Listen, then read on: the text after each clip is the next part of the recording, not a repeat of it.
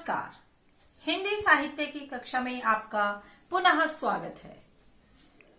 हम पढ़ रहे हैं पाठ 2 लहासा की ओर और पिछली वीडियो में हमने इसके अभ्यास प्रश्नों पर चर्चा की थी।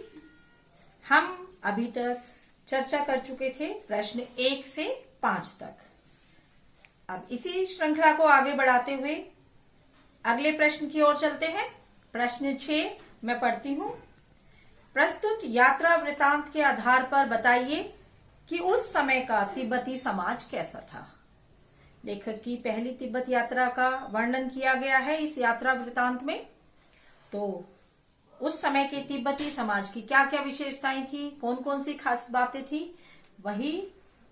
उन्हीं पर हम चर्चा करेंगे कि उस समय तिब्बती समाज में जाति पाति और छुआछूत की भावना नहीं थी। सभी एक समान थे।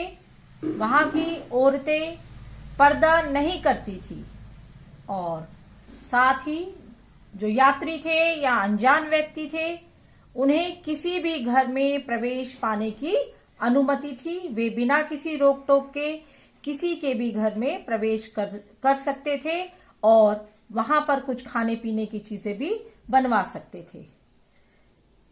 साथ ही साथ हम वहां की यदि कानून व्यवस्था और हथियार के कानून के बारे में जाने तो तिब्बत में कानून व्यवस्था बिल्कुल ना के बराबर थी।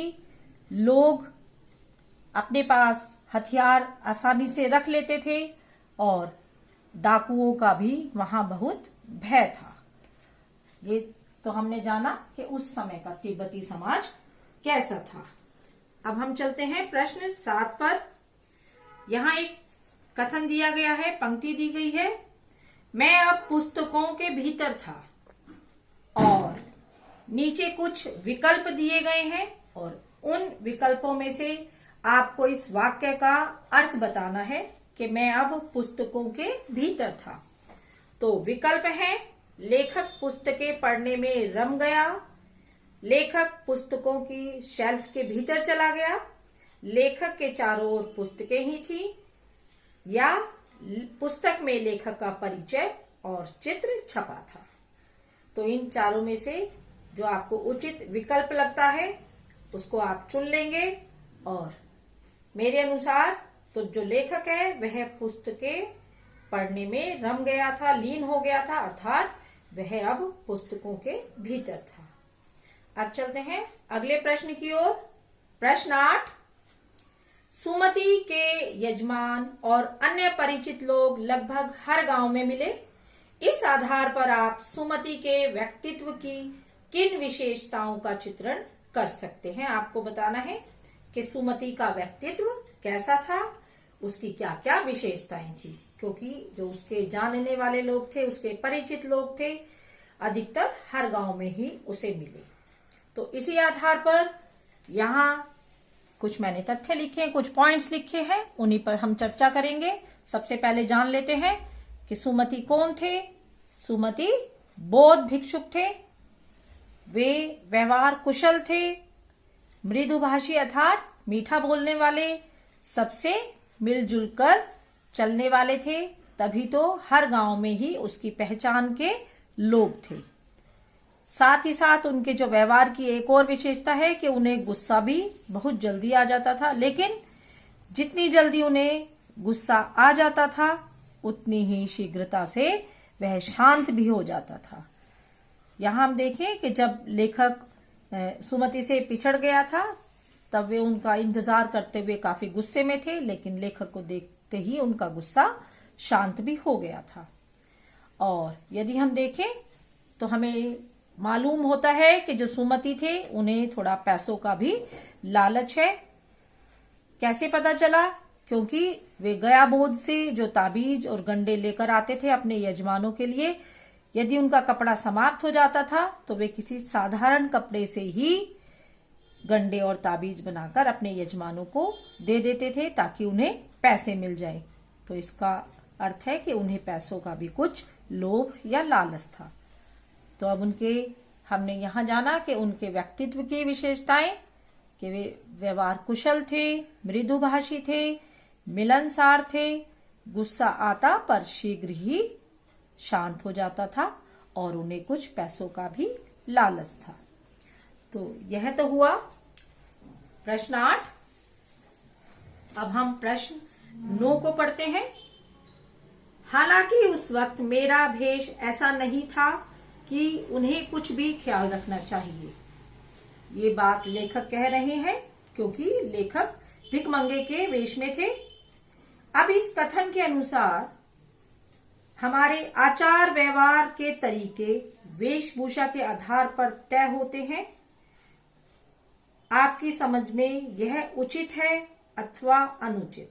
विचार व्यक्त कीजिए। आपको अपने विचार देने हैं कि जो हमारा व्यवहार है किसी व्यक्ति के प्रति वह उसकी वेशभूषा के आधार पर होना चाहिए या नहीं। अब बच्चों, यह तो आपका अपना मत है। यदि मैं अपना विचार व्यक्त करूं तो मेरे विचार के अनुसार किसी का भी हमारा जो आचार व्यवहार है किसी व्यक्ति के प्रति उसकी वेशभूषा के आधार पर नहीं होना चाहिए। जो हमारा व्यवहार है उसका जो तरीका है वेशभूषा के आधार पर तय नहीं होना चाहिए। क्यों नहीं होना चाहिए? क्योंकि जो साधारण कपड़े पहन रहा है, साफ सुथरे कपड़े पहन रहा है, ऐसा व्यक्ति जरूरी नहीं कि वह गरीब ही हो, वह संस्कारी भी होता है और वह अच्छे व्यवहार का भी हो सकता है। केवल उसकी वेशभूषा को देखकर ही हमें उसके साथ व्यवहार नहीं करना चाहिए। और ऐसा आवश्यक भी नहीं कि जिसने कीमती वेशभूषा पहनी है, कीमती कपड़े पहने हैं, वह आवश्यक नहीं कि वह सभ्य ही हो।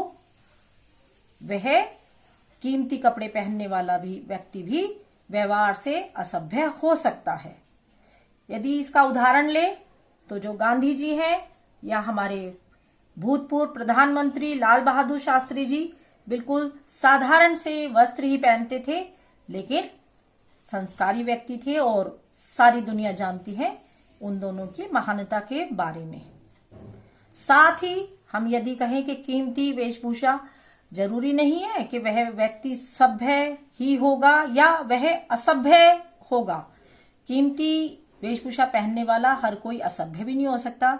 जैसे कि जो नेहरू जी हैं बहुत कीमती कपड़े पहनते थे, या हम अपने प्रधानमंत्री जी को ही देखते हैं, माननीय मोदी जी, उनके कपड़े काफी कीमती होते हैं, लेकिन वे भी सभ्य व्यक्ति हैं। ऐसा बिल्कुल आवश्यक नहीं है कि कीमती वस्त्र पहनने वाला सभ्य ही होगा या असभ्य ही होगा। तो हमें किसी भी व्यक्ति के साथ व्यवहार उसकी वेशभूषा के आधार पर नहीं करना चाहिए, ऐसा मेरा मत है। आप अपना मत स्वयं लिख सकते हैं। अब चलते हैं इस पाठ के 10वें प्रश्न की ओर कि यात्रा वृतांत के आधार पर तिब्बत की भौगोलिक स्थिति का शब्द चित्र प्रस्तुत कीजिए। अर्थात वहां की जो कैसा उनका प्रदेश है, कहां पर है, भौगोलिक अर्थात जियोग्राफिकली। ठीक है, तो वहां आपको बताना है तिब्बत कैसा देश है और साथ ही साथ वहां की स्थिति आपके राज्य या आपके शहर से किस प्रकार भिन्न है। हम सोनीपत शहर में रहते हैं, हमारा राज्य हरियाणा है, तो यहाँ की जो भौगोलिक स्थिति है वह तिब्बत से किस प्रकार भिन्न है, यह भी आपको बताना है। तो पहले जानते हैं तिब्बत की भौगोलिक स्थिति के बारे में कि तिब्बत एक पहाड़ी क्षेत्र है, साथ ही वहां पर दुर्गम मार्ग है क्योंकि ऊंचे ऊंचे पहाड़ हैं और वह समुद्र तल से लगभग 16-17 हजार फीट की ऊंचाई पर स्थित है। ये तो हो गई तिब्बत की भौगोलिक स्थिति। अब हम आते हैं अपने शहर की ओर। जो हमारा शहर सोनीपत है यह मैदानी भाग में बसा हुआ है।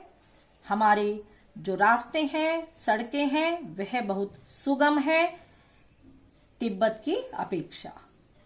ठीक है, और जो हमारा जीवन है, यहाँ जो हम जीवन अपना व्यतीत करते हैं, वह तिब्बत या पहाड़ी क्षेत्र की अपेक्षा बहुत सरल है और सुख सुविधाओं से पूर्ण है। यहाँ हमें सुविधाएं आसानी से मिल जाती हैं, जबकि जो पहाड़ी क्षेत्र होते हैं वहां पर सभी प्रकार की सुविधाएं इतनी आसानी से नहीं मिल पाती। उन्हें कुछ दूर भी जाना होता है तो ऊंची ऊंची पहाड़ियों को चढ़कर जाना होता है, और हमारे यहाँ मैदानी क्षेत्र होने के कारण जो हमारा जीवन है वहां की अपेक्षा अधिक सरल और सुविधाओं से पूर्ण है। तो बच्चों, ये तो थे पाठ 2 ल्हासा की ओर के अभ्यास प्रश्न।